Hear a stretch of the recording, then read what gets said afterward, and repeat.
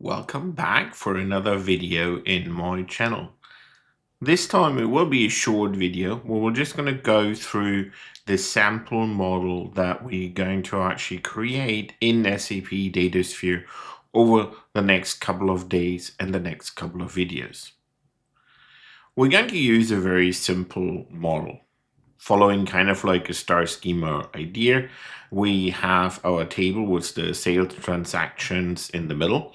We're going to have a dimension table for product, a dimension table for the store, and we're going to have an actual dimension table for the salesperson with a second table for the sales manager hierarchy. So how does this now all translate into SAP Datasphere assets? So first of all, I'm going to give you actually CSV files for setting up all the table and setting up all the data. So we will start with a set of local tables. We will have the store, the product, the sales manager, the hierarchy, and the transactions as actually a set of 5 local tables. Then we're going to build the dimensions. We're going to have a dimension for product, a dimension for store. We're going to have a dimension for the sales manager. As part of the dimension for the sales manager, we're also going to bring in the hierarchy based on a parent-child relationship.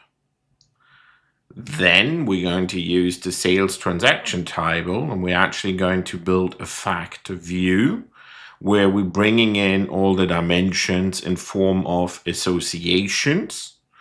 And then we're going to build the analytical model on top of our fact view. We're going to put in some variables. We're going to build a calculated key figure, restricted key figures, all those elements. And then we're going to take that and take a look at how this looks like in SAP Analytics Cloud.